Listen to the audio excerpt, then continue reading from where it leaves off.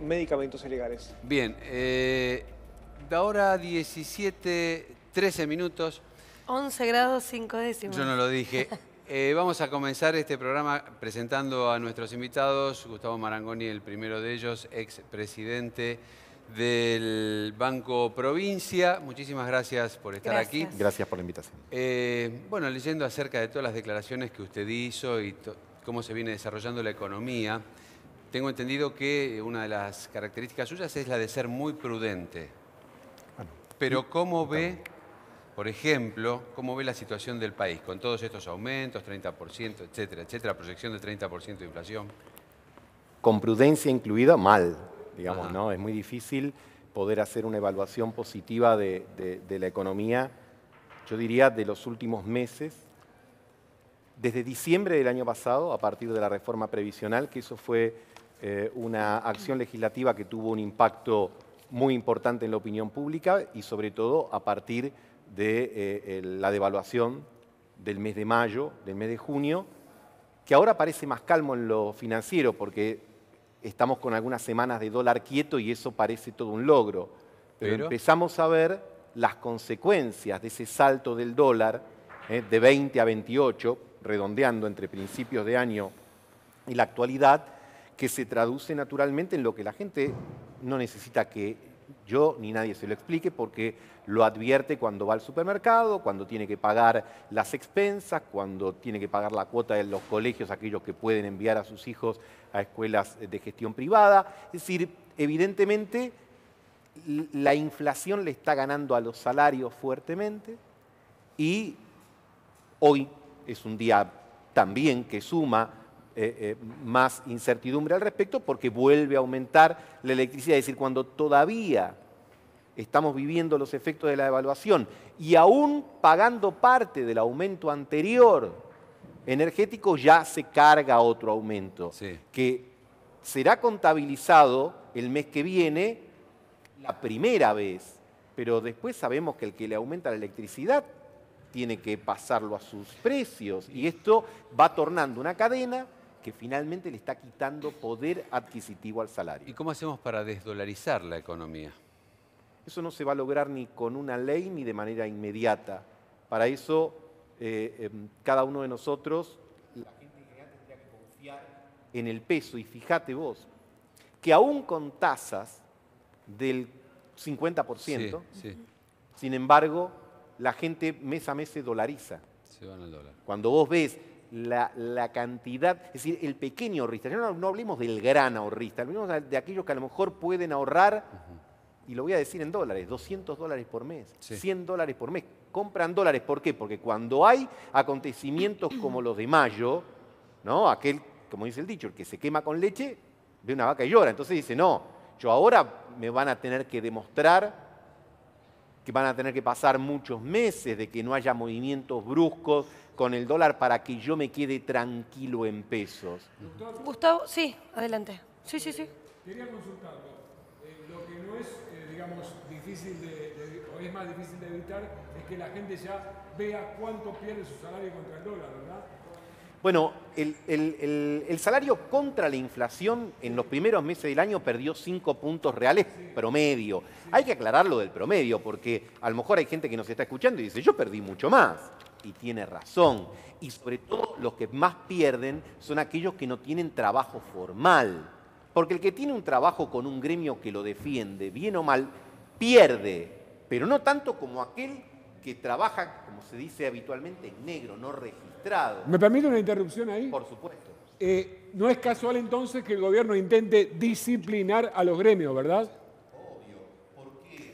Porque el gobierno lo que quiere de alguna manera es que la inflación baje, pero por la retracción, por la disminución del consumo. Es decir, lo que está esperando que la inflación de este año, que ya está jugada, como mínimo va a ser un 30%, el año que viene, y O esto sea lo que dijo el usted presidente, coincide- sea de 10 puntos menos, pero a partir de la menor capacidad de consumo, fundamentalmente de los asalariados. Pensemos lo siguiente, el 70% de la economía es consumo.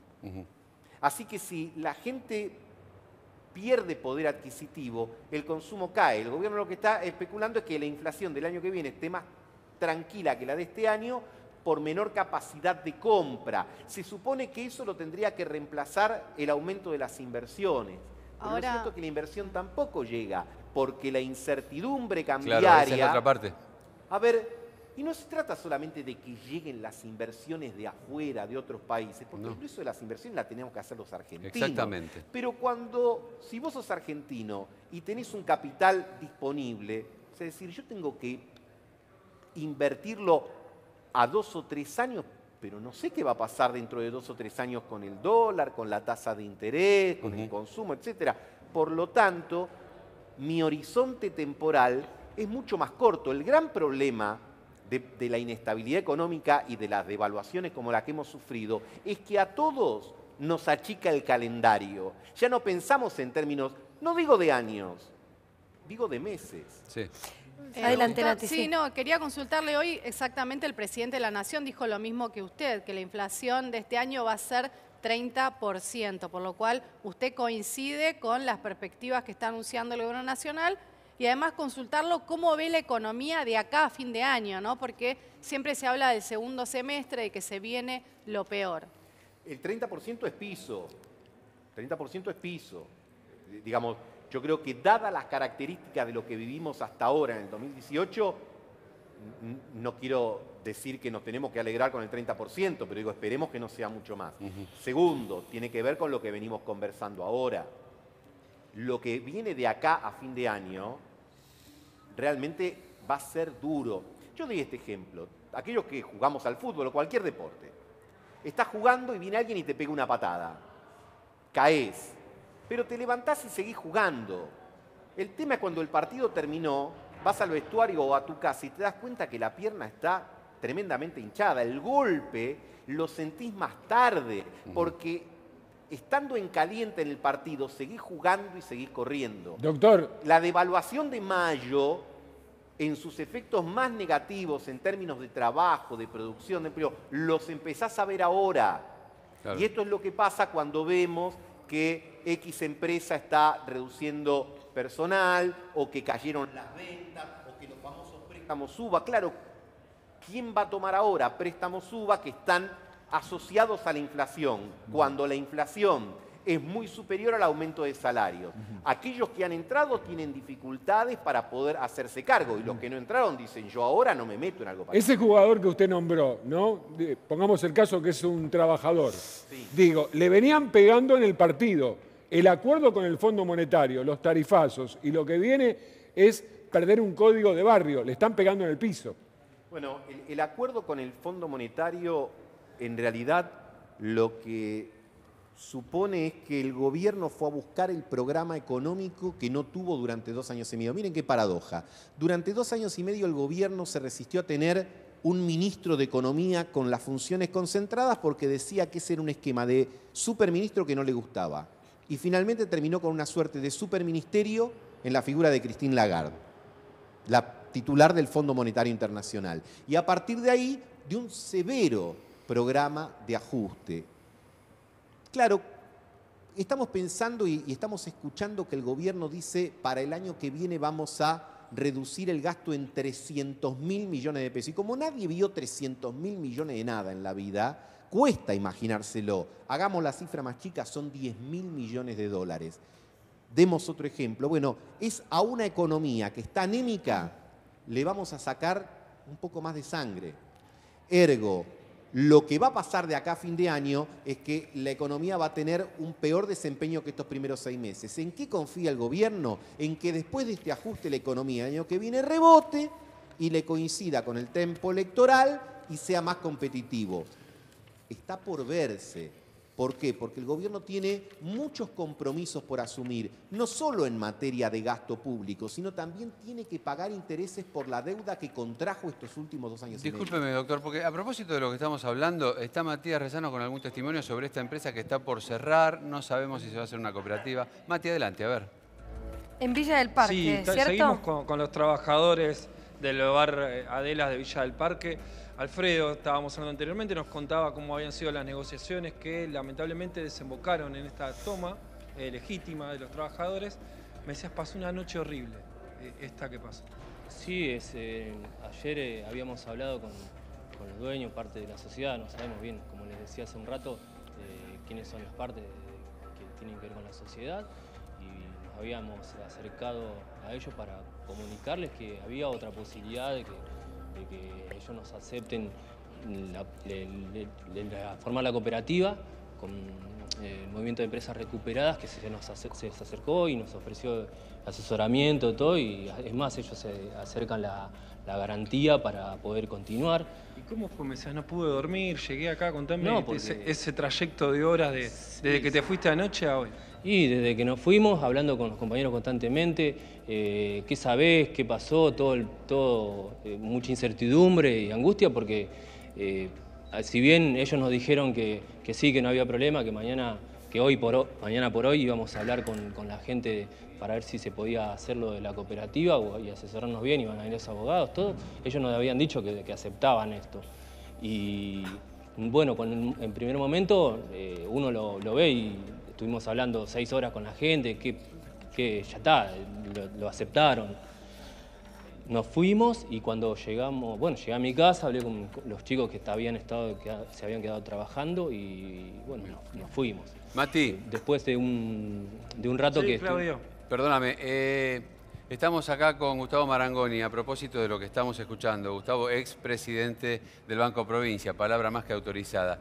¿Qué opinión, qué reflexión le merece, Gustavo? Casos como este que se multiplican lamentablemente en todo el país, lo que reflejan, voy a utilizar una metáfora que la ha utilizado bastante otro funcionario del gobierno, inclusive el propio presidente, las tormentas. Bueno, es la tormenta perfecta. Han aumentado los costos a todos, sí, pero básicamente al sector de las pymes, de los comercios, le aumentaron los costos, le bajó la demanda, le aumentan los impuestos. Bueno, no tiene que sorprender casos como este. ¿Y hay posibilidades de armar una cooperativa? Bueno, posibilidades siempre hay, pero también me parece que lo que está demandando buena parte de la sociedad...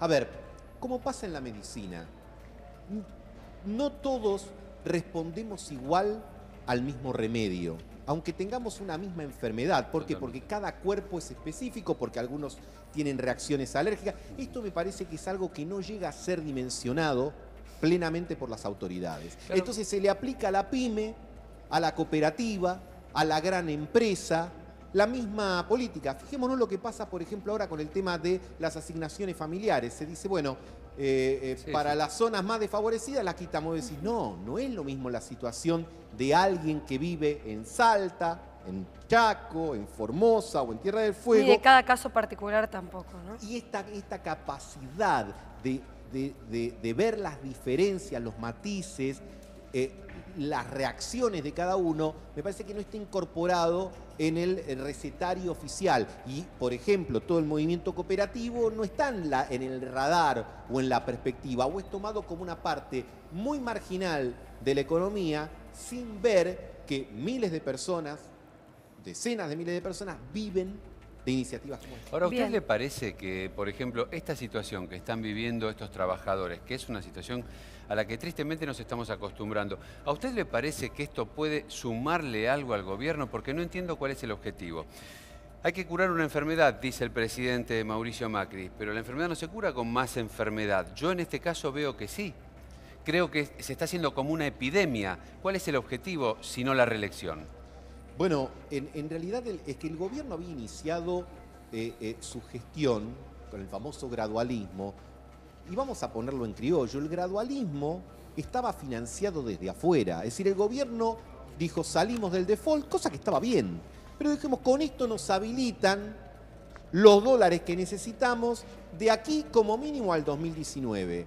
Lo que pasó es que en abril o en mayo le dijeron esta canilla se cierra y se cierra de golpe. Y como se había abusado además de esa canilla en estos últimos 2 años y medio, porque pensemos que prácticamente, redondeando pero no por mucho, en solamente 2 años y medio el endeudamiento subió en 100.000 millones de dólares. Volvemos a las mega cifras.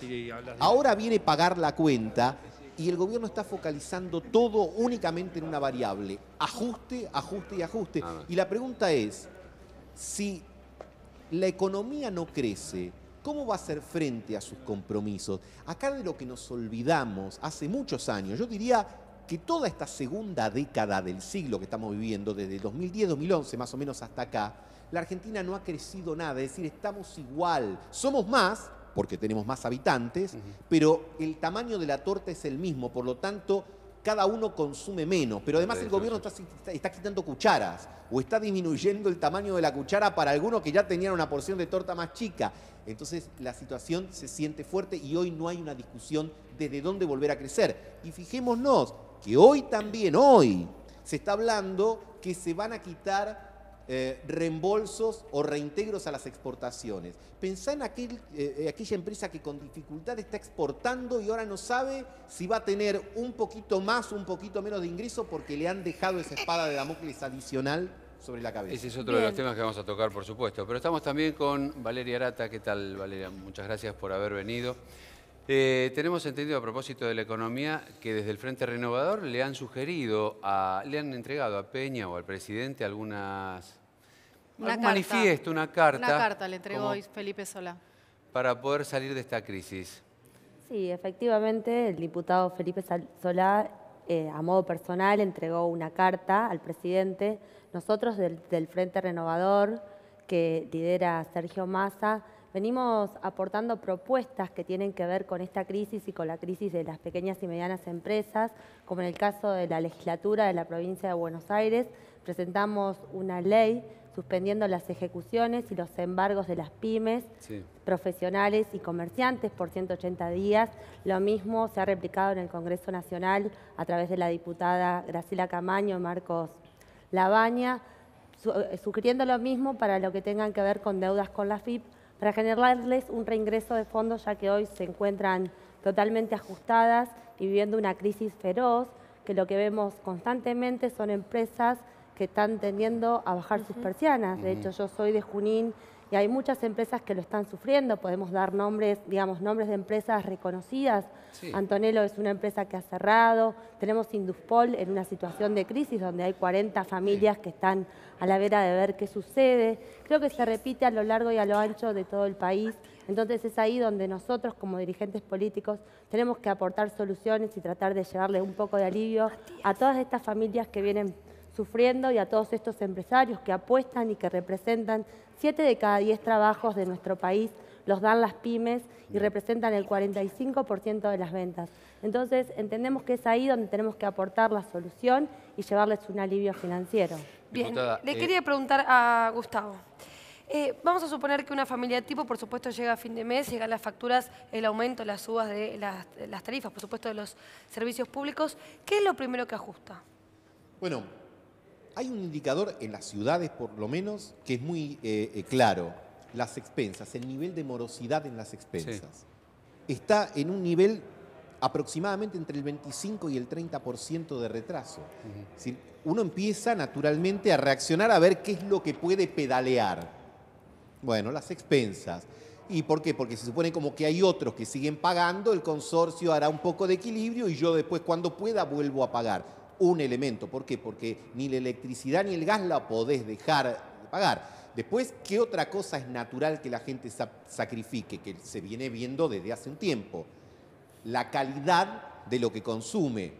Las segundas marcas. No es que estas sean malas, pero si son segundas marcas es porque no tienen los elementos cualitativos de las primeras. Así que mucha gente recorta por ese lado también. Ahora, el punto es que después hay un nivel donde ya no se puede recortar más. Y hay otro elemento, en economía se dice la ley de Engels, pero es una ley muy fácil y es una ley que se cumple matemáticamente. Quienes más gastan en alimentos son los que menos ganan. El porcentaje, digamos, si una familia tiene 20.000 pesos de ingreso, lo que va a gastar en alimentos porcentualmente es mucho más grande que aquellos que ganan 100.000. ¿Qué quiero señalar con esto? Que como los alimentos, y agrego los medicamentos, dentro de la inflación aumentan más que el promedio, estos sectores se ven más perjudicados. Entonces, por supuesto que no se trata de soluciones mágicas, porque recién vos me preguntabas, bueno, el gobierno debe querer ganar las elecciones, se supone, y podrían evaluar otras cosas. La pregunta es, ¿por qué desde un tiempo a esta parte, y sobre todo desde el acuerdo con el fondo, hay una suerte de cerrazón. Ha habido sectores de la oposición que le han facilitado herramientas para gobernar. Mencionábamos recientemente que... ¿Quiénes de la oposición le facilitaron? Bueno, creo que sectores del justicialismo y del Frente Renovador al inicio de la gestión le facilitaron cosas que a mí me parece que correspondían en el sentido estricto del término. A ver, ¿estaba bien que el país saliese del default? Sí. Lo que está mal es abusar de la deuda. Ahora, pero también ustedes como oposición, digo, cuando ustedes le hicieron el traspaso de gobierno a Macri, el gobierno se quejó mucho de la pesada herencia. ¿Ustedes hacen una autocrítica con respecto a esto? Yo creo que respecto del tema de la pesada herencia después de 2 años y medio, ya es un argumento que se resiente bastante. Y creo que es parte del problema que tiene el gobierno, que se ha quedado sin pasado y sin futuro. Sin pasado porque ya el tema de la pesada herencia mucho nos sirve. ¿No se están porque pagando deudas del pasado? 2 veces. ¿No se estuvieron pagando y no se están pagando de ninguna manera deudas del pasado? A ver, por supuesto que todo gobierno asume sobre virtudes y defectos del pasado, pero asume no obligado, asume porque se presentó, compitió y ganó para administrar y resolver los problemas. Lo que creo que la sociedad ve, aún sectores que votaron en 2 oportunidades, 2015 y 2017, por este gobierno, es que los problemas existentes se agravaron y que otras variables que estaban razonablemente bien, como el bajo nivel de endeudamiento del país, se agravaron. Entonces, vuelvo al tema. Hay una sensata oposición que no dice todo lo que hace el gobierno está mal o le negó instrumentos para gobernar. Le facilitó esos instrumentos que creo el gobierno después, en algunos casos, utilizó con mala praxis. Vuelvo al tema del endeudamiento. ¿El país podía seguir en default? No. Y hubo un sector de la oposición que facilitó la salida del default. Ahora, endeudarte en 100.000 millones de dólares, haber creado la bola de nieve de las LEVATs, es mala praxis. No es responsabilidad de la oposición. Perdón, Gustavo. Valeria, ¿cómo se sale? ¿Cuál es la solución? Porque uno de los elementos más atacados últimamente, más allá de los trabajos individuales, son las pymes. ¿Cómo se hace para salir de esto? Nosotros desde el Frente Renovador entendemos que hay que dar un giro de 180 grados a lo que es la economía. No se puede seguir ajustando con las pymes, con los trabajadores, con los jubilados. Entendemos que hay que apostar a la industria nacional, que hay que generar empleo genuino, que es ahí donde tenemos que empezar a apostar y a ver, y es ahí donde el gobierno tiene que conseguir lograr mantener el dólar con lo que estableció con el fondo. Hay otras alternativas y no necesariamente es ajustando por el lado que lo vienen haciendo. Nosotros le hicimos propuestas al gobierno, presentamos 14 propuestas económicas que entendemos que son las que tiene que llevar adelante, que las han escrito y presentado Marcos Labaña, Tombolini, el Vasco de Mendiguren, Aldo Piñanelli, que entendemos que son quienes conocen de este momento y quienes son quienes pueden aportar a poder salir de este momento de crisis que estamos viviendo. ¿Y cuáles fueron las respuestas que obtuvieron? Claro, ¿cómo fue la recepción de todo lo que presentan? La verdad que nosotros presentamos muchas ideas y lamentablemente desde el Congreso no llegan a buen puerto, como es el caso de la eliminación del IVA a la canasta básica, como es el haber 14 para los jubilados, como es el caso de importaciones y exportaciones. La verdad que entendemos que el gobierno lo que debería hacer es dejar de aplicar este método de prueba y error que venimos conociendo o echándole la culpa a la pasada herencia, que como bien ustedes decían, nosotros contribuimos y apostamos a la gobernabilidad en muchas ocasiones y entendemos que hay cosas que antes se estaban haciendo bien y eso es lo que entendemos que hay que seguir haciendo. No podemos seguir con estos gobiernos de que todo lo que hacían los otros estaba mal o todo lo que hacen estos está bien. Entendemos que cuando nosotros decidimos que Sergio Massa fue candidato a presidente en 2015, hablábamos del cambio justo. Y creo que fue lo que no se logró ver o que no lograron ver los vecinos y los ciudadanos de nuestro país cuando hablábamos de cambiar algunas cosas y no todo este cambio drástico que estamos viviendo. Bien, Gustavo, ¿cómo se sale de la crisis? Bueno, creo que aquí se han mencionado algunos de los elementos. En primer lugar, privilegiando y facilitando las condiciones de producción. No hay país en el mundo que salga adelante si no es por medio de la producción y del empleo y del fomento de esas características.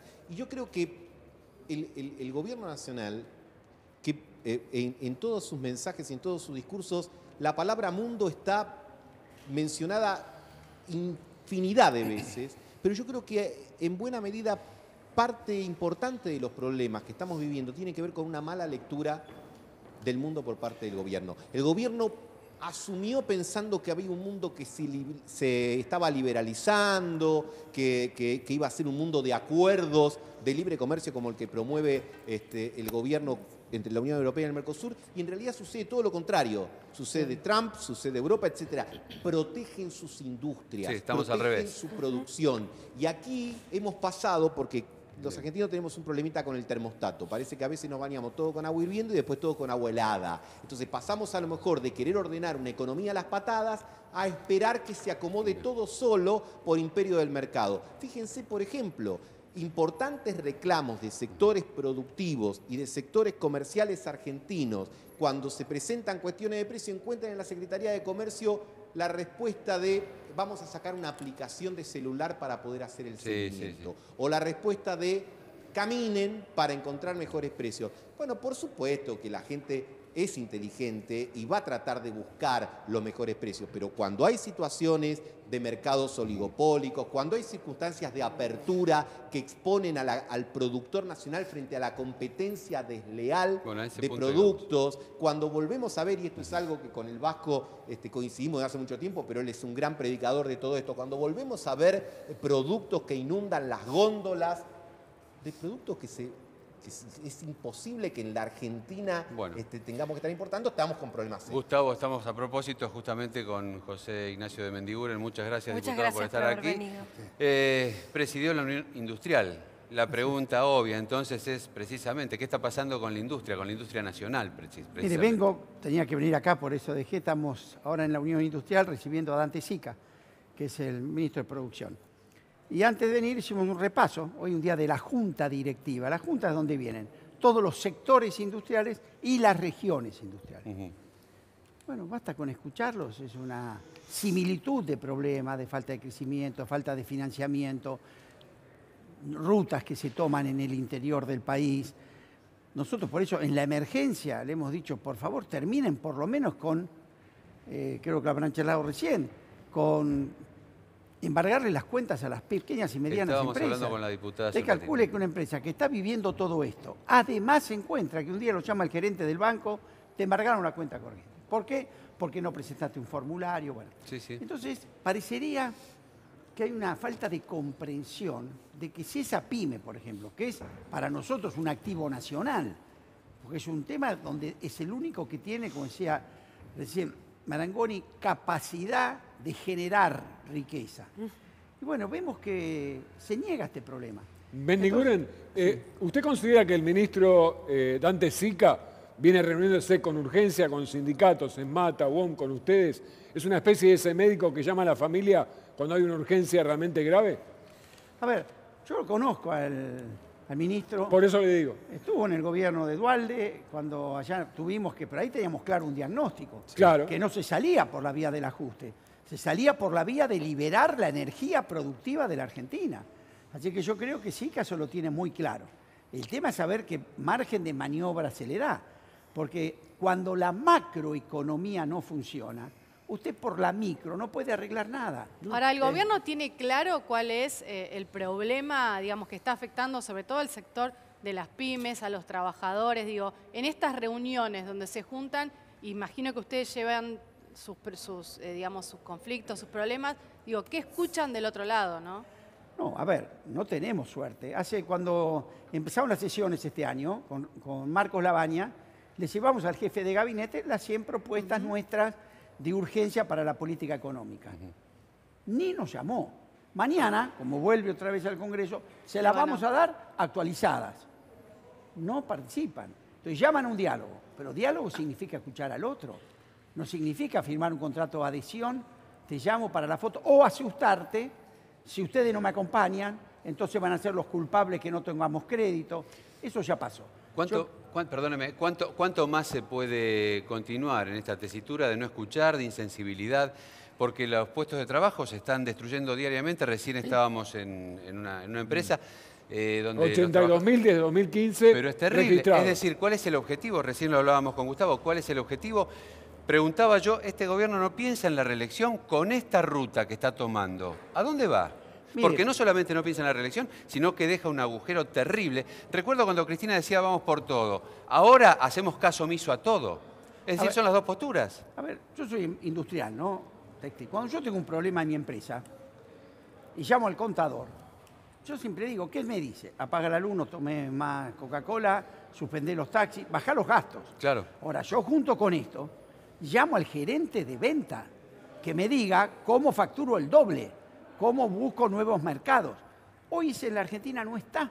Diputado, Entonces, usted sí. en algún momento en los últimos días habló del caos social que puede generar toda esta crisis económica. ¿No le parece, digamos, que está llamando un poco a esta, digamos, al mismo caos social? Digo, porque el gobierno está tratando de tranquilizar, incluso hubo algunas diferencias con referentes sociales, hubo declaraciones de Delía. Digo, ¿esto no genera más conflicto? Sí, a ver, yo creo que nosotros no hablamos, sinceramente, causa, no vemos la posibilidad de estos grupos que el gobierno ve permanentemente como tratando de generar un caos. Cuando vi el otro día el debate de Elía, me parece que era sobreactuado, de Elía hoy creo que no moviliza nada, pero sin embargo lo tuvo entretenido hasta el presidente hablando de eso, para no hablar del problema real, que era lo que estaba pasando en la provincia de Buenos Aires con los aportantes truchos.